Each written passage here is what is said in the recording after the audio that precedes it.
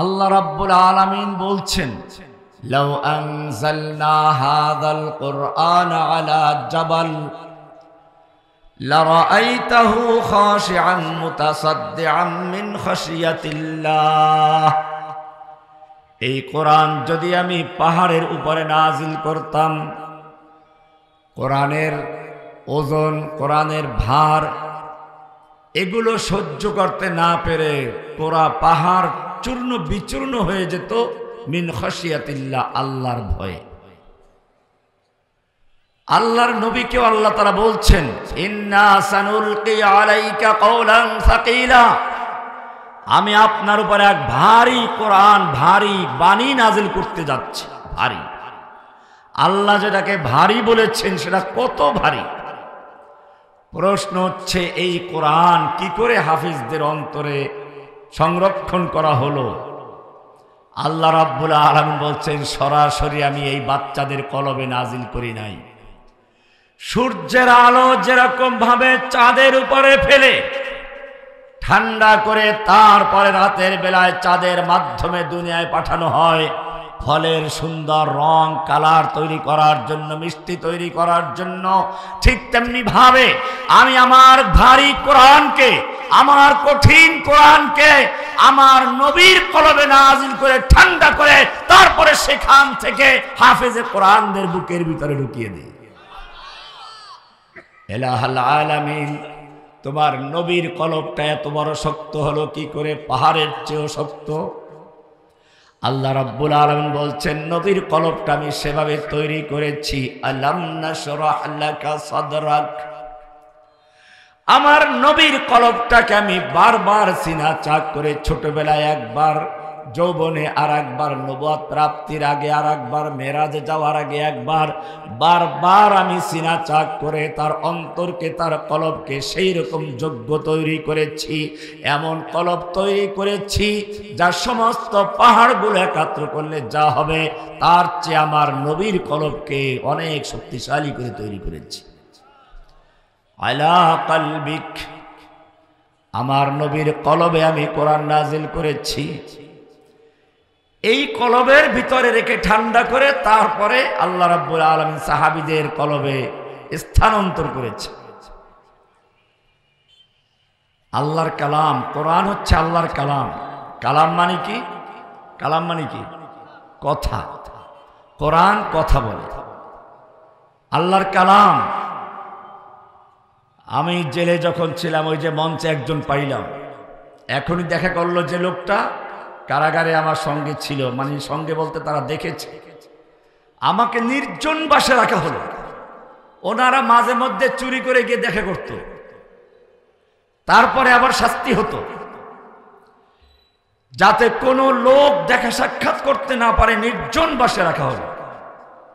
আমিও চিন্তা করলাম, দুনিয়ার কোনো মানুষের সঙ্গে কথা বলা যাবে না, ঠিক আছে, কোরআন তো আল্লাহর কালাম। কোরআন কার কালাম? কোরআন পড়া মানে সরাসরি আল্লাহর সঙ্গে কথা বলা। দুনিয়ার মানুষের সঙ্গে কথা বলা বন্ধ করতে পারো, আমার আল্লাহর সঙ্গে কথা বলা তোদের পক্ষে বন্ধ করা সম্ভব নয়। আল্লাহর কালাম। সারা রাত্র কোরআন পড়লো, কেবল আনন্দ আর আনন্দ পেতাম, মনে হচ্ছে আমি আমার রবের সঙ্গে কথা বলছি। কোরআন কথা বলে মানুষের সঙ্গে।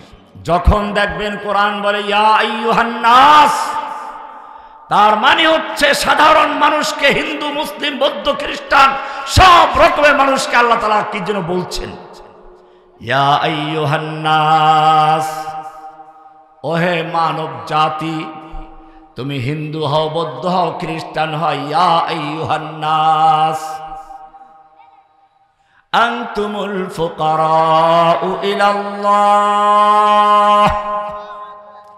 তোমরা সব আল্লাহর দরবারের ফকির। কার দরবারের ফকির? ইয়া আইয়ুহান নাস, তুমি ব্রাহ্মণ হও, পোপ পাদ্রী হও, তুমি বরং যদি মুফতি মুহাদ্দিস হও, আনতুমুল ফুকারাউ ইলাল্লাহ, তোমরা সব আল্লাহর দরবারের ফকির। আল্লাহু হুয়াল গনিয়ুল হামিদ, ধনী একমাত্র কে? আল্লাহ কথা বলছেন মানুষের সঙ্গে, আমার কথা বলছেন। ইয়া আইয়ুহাল্লাযীনা আমানু, আমানু বললে বুঝতে হবে আল্লাহ মুমিনদের সঙ্গে কথা বলছেন। আবার কোথাও বলছেন কুল ইয়া ইবাদিয়াল্লাযীনা আসরাফু, গুনাহগার পাপী বান্দাদের সঙ্গে আল্লাহ সরাসরি কথা বলছেন। আবার বান্দাও সরাসরি আল্লাহর সঙ্গে কথা বলে, ইয়াকা না'বুদু ওয়া ইয়াকা নাস্তাঈন, ও রাব্বুল আলামিন আমি কেবলমাত্র তোমারই গোলামি করি, তোমার কাছে সাহায্য চাই। বান্দা কথা বলছে কার সাথে? কোরআন আল্লাহর কালাম। আমি শুরুতে একটা আয়াত পড়েছি যালিকাল কিতাব, এখানে তো কালাম বলা হয় না, যালিকাল কিতাবু লা রাইবা ফীহি বলা হয় না, যালিকাল কালামু লা রাইবা ফীহি, যালিকাল কুরআনু লা রাইবা ফীহি বলা হয় না। অথচ কোরআনের কথা বলা আছে বারবার, ইন্না হাযাল কুরআনা ইয়াহদি লিল্লাতী হিয়া আকওয়াম শাহরু রমাদানাল্লাযী উনজিলা ফীহিল কুরআন। বারবার তুমি কোরআনের কথা বলেছো, কিন্তু শুরুতে বলছো যালিকাল কিতাবু লা রাইবা ফীহি, এই কিতাবের মধ্যে কোনো সংশয় নেই, সন্দেহ নেই। কারণটা কি? কারণ হচ্ছে আল্লাহর কালাম, আল্লাহ যখন বলেন সন্দেহের কোনো বিষয় নেই।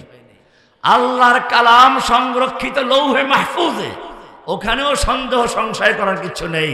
ফি লাউহিম মাহফুজ ফি কিতাবিম মাকনুন লা ইয়ামাসসুহু ইল্লাল মুতাহহারুন তানজিলুম মির রাব্বিল আলামিন। সংশয়ের কিছু নেই। আবার যিনি যার মাধ্যমে নাজিল করা হয়েছে, নাজালা বিহির রূহুল আমিন, আমানতদার জিবরিলের মাধ্যমে, লা ইয়াতিহিল বাতিলু মিন বাইনি ইয়াদাইহি ওয়ালা মিন খালফিহি, ডান দিক থেকে বাম দিক থেকে সামনে থেকে পিছন দিক থেকে কোন দিক থেকে বাতিল তাকে স্পর্শ করতে পারে না। যার উপরে নাজিল করা হচ্ছে, নাজালা বিহির রূহুল আমিন আলা কলবিকা, নবীর কলবে নাজিল হয়েছে, এখানেও সন্দেহের কিছু নেই, সাদিকুল আমিন। তাহলে যখন কিতাব লেখা হলো, এখন কেউ সন্দেহ করতে পারে সাহাবীরা লিখেছেন, আল্লাহর নবী তো লিখতে পারতেন না, লেখার মধ্যে কোনো ভুল করেছেন কিনা। লেখার পরে হলো কিতাব, আল্লাহ রাব্বুল আলামিন জানিয়ে দিচ্ছেন না, যালিকাল কিতাবু লা রাইবা ফীহি, এই কিতাবের মধ্যে কোনো সন্দেহ নেই। যেই কিতাব তোমাদের কাছে সংরক্ষিত আছে, এটা যদিও এইভাবে নাজিল করা হয় নাই, কাগজে লিখে দেওয়া হয় নাই, চামড়ায় লিখে নাজিল করা হয় নাই, কিন্তু আল্লাহর নবী লিখিয়েছেন সাহাবায়ে কেরামদের মাধ্যমে। ওই লৌহে মাহফুজের কিতাব যেরকম লা রাইবা ফীহি, জিবরিলের কাছে যেরকম লা রাইবা ফীহি, রাসূলের কলবে যেরকম লা রাইবা ফীহি, ঠিক তেমনি ভাবে তোমাদের কাছে যেই কিতাব আকারে লেখা আছে, যালিকাল কিতাবু লা রাইবা ফীহি, এই কিতাবে কোনো সংশয় নেই, কোনো সন্দেহ নেই। এবারে কোরআন কেন নাজিল হলো? কোরআন বলছে লিতুখরিজান নাস মিনাজ যুলুমাতি ইলান নূর, কোরআন হচ্ছে আলো। আলো আল্লাহ রাব্বুল আলামিন মানুষকে চোখ দিয়েছেন দেখার জন্য। চোখ থাকলেই তো মানুষ দেখে না। চোখের জন্য কি দরকার? আলোর দরকার। দিনের বেলায় সূর্যের আলো, রাতের বেলায় চাঁদের আলো, মোমবাতের আলো, বিদ্যুতের আলো। কোন প্রকার আলো যদি তোমার চোখের সামনে না জ্বলে, তোমার চোখের পাওয়ার যত ভালো হোক না কেন, তুমি কিছুই দেখতে পাবে না। ঠিক তেমনি ভাবে তোমার একটা বিবেকের চক্ষু দেওয়া হয়েছে আল্লাহকে চিনার জন্য, তোমার মালিককে জানার জন্য, মালিকের বিধানকে বুঝার জন্য। কিন্তু ওই বিবেক চোখের সামনে একটা আলো ছাড়া কিছুই বুঝতে পারবে না। তুমি যত বড় বিজ্ঞানী হও, যত বড় জ্ঞানী হও, যতক্ষণ পর্যন্ত কোরআনের ইলম অর্জন না করবে, ততক্ষণ পর্যন্ত তুমি মানুষই না। সূরা আর রহমান পড়লে দেখবেন, আর রহমান আল্লামাল কোরআন খলাকাল ইনসান, আল্লামাল কোরআন আগে, খলাকাল ইনসান পরে। ও রব্বুল আলামিন, আমরা তো খলাকাল ইনসান আগে হই, দুনিয়াতে মানুষ আগে সৃষ্টি হয়, তারপরে কোরআন শিখে। আর তুমি বললা আল্লামাল কোরআন খলাকাল ইনসান, আল্লামাল কোরআন আগে বলেছ, খলাকাল ইনসান তুমি পরে বলেছ। রহস্যটা কি, কারণটা কি? আল্লাহ রব্বুল আলামিন যেন বলতে চান, তোমাকে যদিও সৃষ্টি করা হয়েছে আগে, তোমার হাত আছে, পা আছে, চোখ আছে, নাক আছে, সব কিছু তোমার ঠিক আছে, কিন্তু যতক্ষণ পর্যন্ত তুমি কোরআন না শিখবে অতক্ষণ পর্যন্ত তুমি ওই বানরের বাচ্চা, ওরাংওটানের বাচ্চা, ওই যে একদল আছে বানরের বাচ্চা দাবি করে, এবং বাংলাদেশের শিক্ষা সিলেবাসেও সেই বানর তন্ত্র প্রবেশ করাবার জন্য অনেক চক্রান্ত করেছিল। আল্লাহ রাব্বুল আলামিন বলেছেন, ওই লোকগুলো যারা কোরআন শিখে নাই, কোরআনের নূর যাদের বিবেকের মধ্যে ঢোকে নাই, ওরা বিশ্ববিদ্যালয়ের টিচার হোক আর যত বিজ্ঞানী হোক, ওগুলো আসলে বানরের বাচ্চা, ওগুলো পশুর বাচ্চা, ওগুলো মানুষের বাচ্চা নয়। মানুষের বাচ্চা কখন হয়? আর রহমান আল্লামাল কোরআন খলাকাল ইনসান, কোরআনের ইলম যখন অর্জন করে তারপরে সে মানুষ হয়। ওমর আগেও মানুষ ছিল, কোরআনের আলো পাওয়ার পরেও মানুষ হয়েছে। দুই মানুষ কি এক? অত যুগে যাওয়া দরকার নেই, যেহেতু কারাগারে একজন লোক পাওয়া গেছে সাক্ষী আকারে, ওনাকে জিজ্ঞেস করবেন, এই এলাকার লোক, বুয়েটের যেই ছেলেরা পশুর মতো নির্যাতন করে করে আবরার ফাহাদকে হত্যা করেছিল, সেই লোকগুলো ঘটনাক্রমে রহমানির বিল্ডিং এর দোতলায় পড়বে। রহমানি 4 তলায়, ওরা 2 তলায়। আশপাশে আওয়ামী লীগ, ছাত্রলীগ, এই লোকগুলো দেওয়া হতো, অন্য কোনো লোকদের দেওয়া হতো না। যদি এবার রহমানির খপ্পরে পারে মৌলবাদী হয়ে যায়, ভয়, কত ভয়! জেলে ঢুকানোর পরেও ভয় কাটে নাই। ছাত্রলীগের ওই ছেলেগুলোকে দেওয়া হলো আমার বিল্ডিংয়ে। ওরা সুযোগ নিয়ে কোরআন শিখতে শুরু করলো। সাক্ষী আপনাদের সামনে আছে, জিজ্ঞেস করবেন। ওই সেই ছেলেগুলো যেইগুলোকে হিংস্র পশুর মতো বানানো হয়েছিল, কোরআনের আলো যখন তাদের ভিতরে ঢুকেছে, 5-5টা ছেলে পুরো কোরআনের হাফেজ হয়েছে, বাকি প্রত্যেকটা ছেলের দাড়ি আছে, টুপি আছে, এখন প্রত্যেকে 5 ওয়াক্ত নামাজ পড়ে, জিকির করে, আর আবরার ফাহাদের জন্য হাত তুলে তুলে কেঁদে কেঁদে দোয়া করে। قد جاءكم من الله নূর ওয়া কিতাবুম মুবিন। আল্লাহ রাব্বুল আলামিন বলছেন, তোমাদের বিবেক চক্ষু দেওয়া হয়েছিল, এই বিবেক চক্ষু দিয়ে তোমরা কিছুই বুঝতেছিলে না, পশুর মতো মানুষের সঙ্গে আচরণ করতে, খুন, ধর্ষণ, লুণ্ঠন করতে। এই পশুত্বের থেকে বের করে আলোর পথে আনার জন্য আমি কোরআন নাজিল করেছি, লিতুখরিজান নাসা মিনাজ যুলুমাতি ইলান নূর। যেই লোকগুলোর নিজেদের পথের দিশা ছিল না, যেই যুগটাকে আইয়ামে জাহিলিয়াত বলা হতো, সেই যুগটাকে কোরআনের স্পর্শে আসার পরে এমন পরিবর্তন করে দেওয়া হলো, শুধু নিজেরা দিশা পেয়েছে তা না, এক একজন পথের দিশারি বনে গেছে। যেই যুগটাকে আইয়ামে জাহিলিয়াত বলা হতো, সেই যুগটাকে পরিবর্তন করে খায়রুল কুরআনাতে जो राह पर औरों को हादी बन गए, क्या नजर थी जिसने मुर्दों को मसीहा कर दिया। এবারে কোরআন কেন আগমন করলো?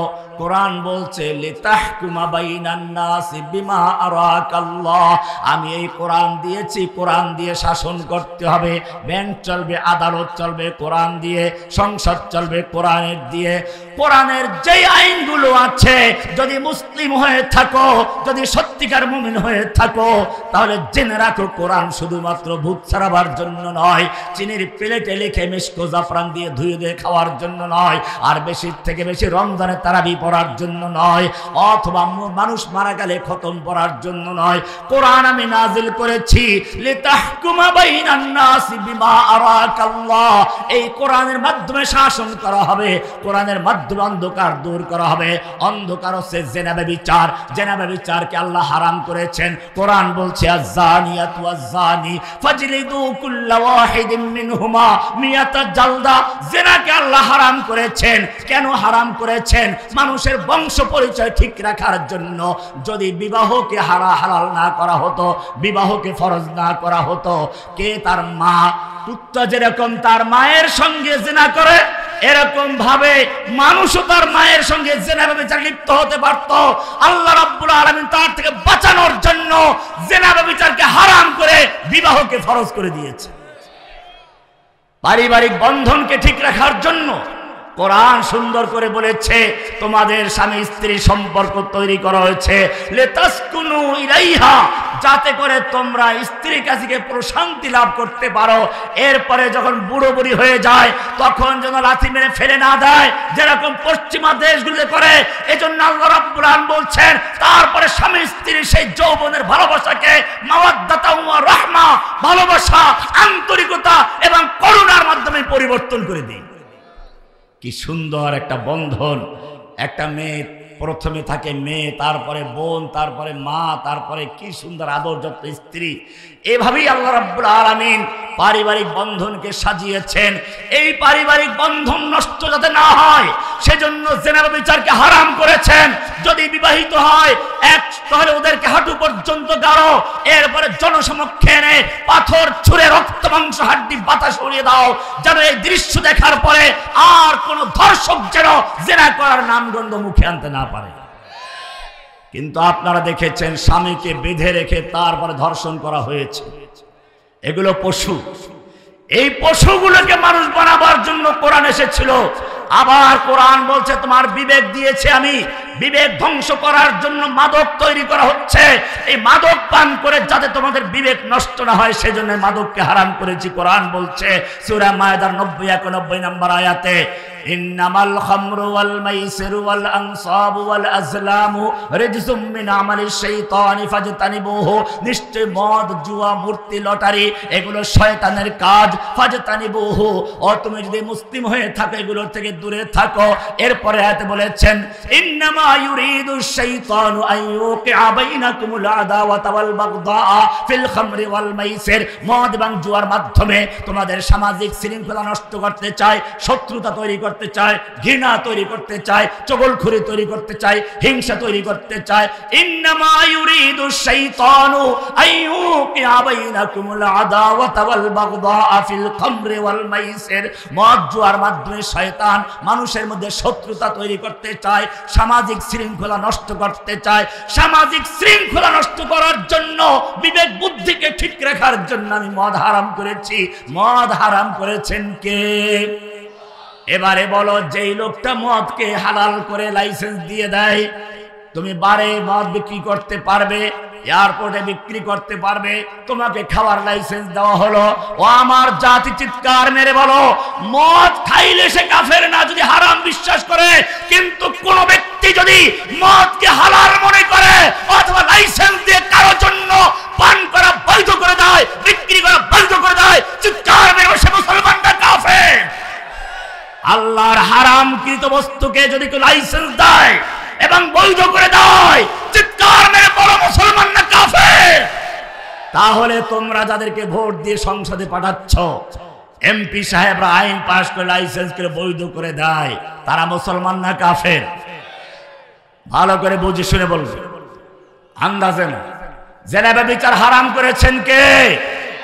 যারা বেশ্যাখানার লাইসেন্স দিয়ে পতিতালয়কে হালাল করে দেয়, ওদের চিকিৎসা পর্যন্ত ফ্রি করে দেয়, এবং ওদেরকে বেশ্যা বলা যাবে না, পতিতা বলা যাবে না, যৌন কর্মী বলতে হবে। এরকম যারা আইন করতে চায়, অমুসলিম চিৎকার বলে বলে সে মুসলমান না কাফের। চোরের বিচার করেছে কে? মানুষের মালের সম্পদের নিরাপত্তা।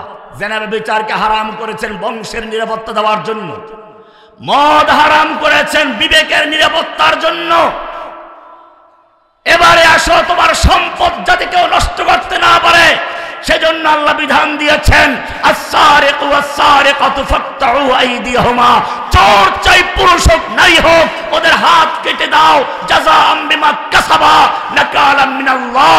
এটা তাদের অন্যায়ের আল্লাহ প্রদত্ত শাস্তি। কার শাস্তি? কার শাস্তি? চোরের হাত কাটার বিধান দিয়েছেন কে? এখন যদি কোনো ব্যক্তি বলে চোরের হাত কাটলে খাবে কি, তারপরে কেমনে চলবে, এরকম দয়া মায়া দেখায় আর ইসলামের বিধানের বিরুদ্ধে যারা মানুষের ভিতরে হিংসা তৈরি করে, অমুসলিম চিৎকার মেরে বলে সে মুসলমান না কাফের। প্রশ্ন হচ্ছে যুক্তিগত কথাই তো, হাত কাটলে খাবে কি করে, এটা বোঝার দরকার। ইসলামের আইনগুলো ভালো করে বুঝবেন। ইসলামের আইনকে না বোঝার কারণে আজকে পশ্চিমা শয়তানগুলো এবং একদল বাউল এখন নেমেছে, এদেরকে মাঠে নামানো হয়েছে। জেনে রাখবেন ছাগল নাচে খুঁটার জোরে, এই বাউল ফাউল মাঠে নেমেছে, ওদেরকে নামানো হয়েছে চক্রান্ত করার জন্য, বিশৃঙ্খলা তৈরি করার জন্য। সেজন্য আপনাদেরকে আমরা বলতে চাই, কোরআনের বিধানকে ভালো করে বুঝুন, এরপরে কি করণীয় আছে সুযোগ হলে শেষ দিকে ইনশাআল্লাহ আলোচনা হবে। চোরের হাত কাটা বিধান দিয়েছেন কে? কখন দিয়েছেন? ইসলাম যখন যাকাত ভিত্তিক অর্থ ব্যবস্থা চালু করে মানুষের খাদ্য, বস্ত্র, চিকিৎসা, বাসস্থান ইত্যাদি মৌলিক চাহিদার ব্যবস্থা পূরণ করে দিয়েছে, এখন আর কোনো ক্ষুধা নেই, কোনো অভাব নেই, চুরি করার প্রয়োজন নেই। সেই সময় আল্লাহ রাব্বুল আলামিন চুরির হাত কাটার বিধান নাযিল করেছেন।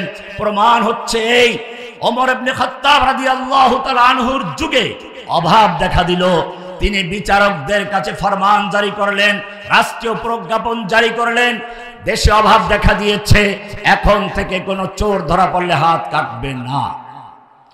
প্রশ্ন হচ্ছে ওমর এই কথা বলতে পারলো কি করে? আল্লাহর বিধান তো কেউ বাতিল করতে পারে না, আল্লাহর নবী নিজেও পারেন নাই।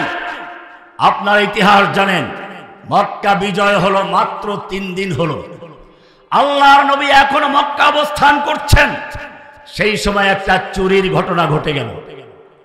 চুরিটা করেছে মক্কার কুরাইশ বংশের শাখা বনু মাখজুম গোত্রের একজন মহিলা, নামটাও আবার আমাদের নবীর মেয়ে ফাতেমার নামে নাম।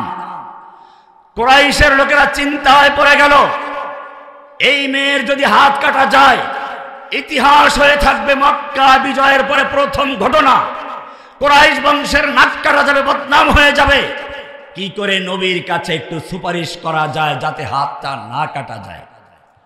সবাই চিন্তা করে দেখলো আল্লাহর নবীর পালক পুত্র জায়েদ, জায়েদের পুত্র উসামা নবীর আদরের নাতি, পালক নাতি, তাকে সবাই ধরলো গিয়ে, তুমি একটু তোমার দাদার কানে কানে বলবে ইয়া রাসূলুল্লাহ মক্কায় একটা চুরির ঘটনা ঘটে গেছে।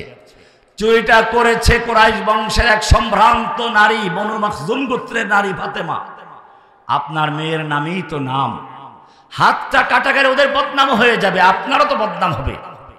তাছাড়া এরা নতুন মুসলিম হয়েছে, মাত্র ইসলাম গ্রহণ করেছে কয়েকদিন হয়, হাত কাটা গেলে ওরা মুরতাদও হয়ে যেতে পারে, একটু রহিত করা যায় কিনা, বিবেচনা করা যায় কিনা।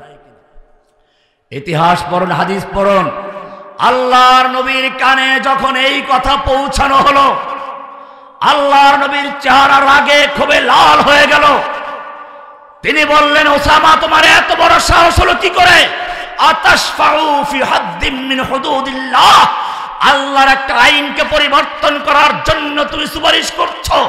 জেনে রাখো পূর্বের যুগের লোকেরা ধ্বংস হয়েছে এই কারণে, যখন তাদের মধ্যে ভিআইপি লোকেরা, বড় লোকেরা চুরি করত, বড় লোকেরা যখন রাজকোষ খালি করে বিদেশে বেগম পাড়া বানাতো, এমনকি পালানোর সময় নিজের দলের লোকদের খবর নেই, কিন্তু ব্রিফ কেসগুলো নিতে সে বারবার জিজ্ঞেস করে ঠিক মতো উঠলো কিনা, এটা বলতে পারেনি। এইরকম ভিআইপি চোরদের হাত কাটতো না, এই কারণে তারা ধ্বংস হয়েছে। জেনে রাখো এটা আল্লাহর বিধান।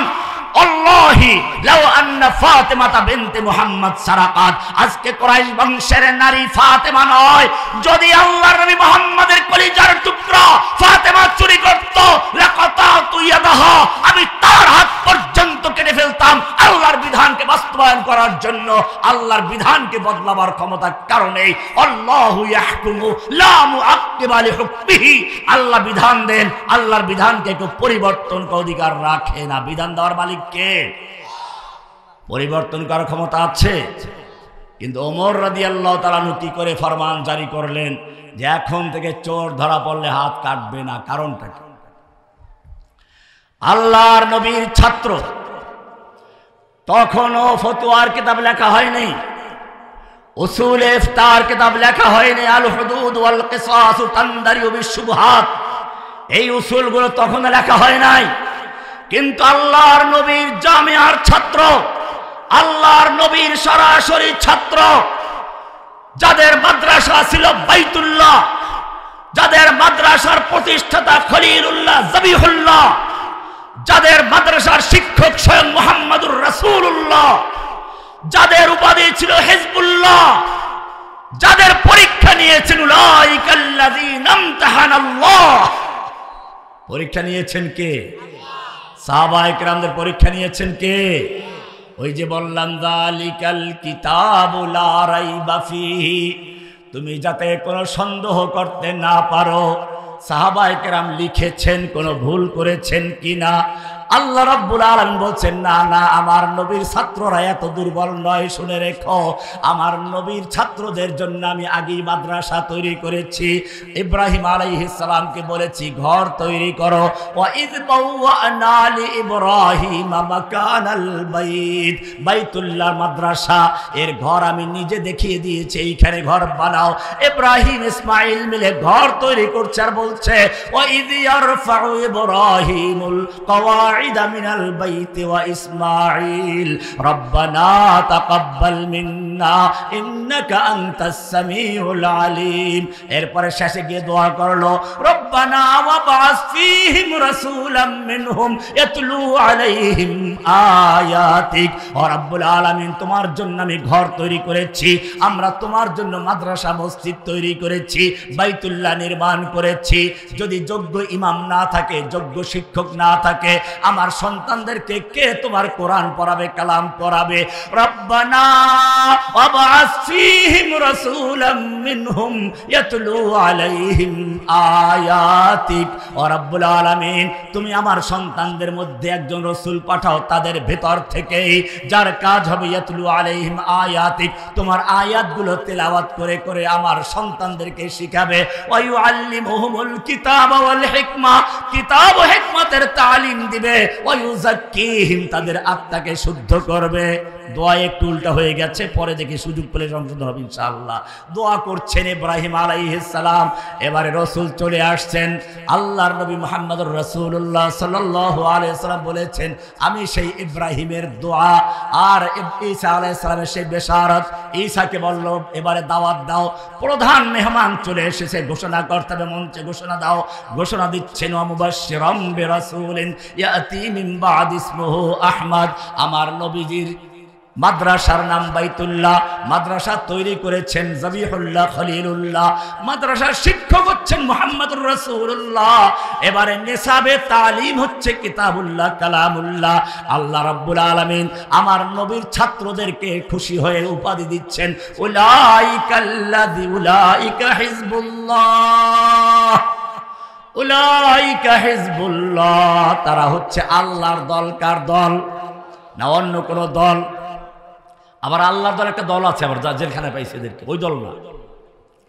উলাইকা হিজবুল্লাহ, এরা আল্লাহর দল। প্রশ্ন হচ্ছে নবীর ছাত্র, যেই মাদ্রাসার ছাত্র শিক্ষক মুহাম্মদুর রাসূলুল্লাহ, যেই মাদ্রাসার নিসাবে তালিম কিতাবুল্লাহ কালামুল্লাহ, যেই মাদ্রাসার প্রতিষ্ঠাতা জবিহুল্লাহ খলিলুল্লাহ, যেই মাদ্রাসার ছাত্র হচ্ছেন হিজবুল্লাহ, তাদের পরীক্ষা নেওয়ার মতো দুনিয়ায় কেউ আছে কি? শিক্ষক যেই লেভেলের, পরীক্ষক যদি তার চেয়ে দুর্বল হয় পরীক্ষা নিতে পারবে? যেইখানে শিক্ষক স্বয়ং মুহাম্মদুর রাসূলুল্লাহ, সেখানে পরীক্ষা নেওয়ার মতো দুনিয়ার কোন শিক্ষক আছে? আল্লাহ রাব্বুল আলামিন বলছেন না, ঠিক আছে। যেই মাদ্রাসার নাম বাইতুল্লাহ, প্রতিষ্ঠাতা খলিলুল্লাহ জবিহুল্লাহ, নিসাবে তালিম কিতাবুল্লাহ কালামুল্লাহ, শিক্ষক স্বয়ং মুহাম্মদুর রাসূলুল্লাহ, ছাত্র হচ্ছে হিজবুল্লাহ, ওইখানের পরীক্ষা নেওয়ার মতো আর কেউ নেই। উলাইকাল্লাযীনা ইমতাহানাল্লাহ, তাদের পরীক্ষা নিয়েছেন কে? উলাইকাল্লাযীনা ইমতাহানাল্লাহ, তাদের পরীক্ষা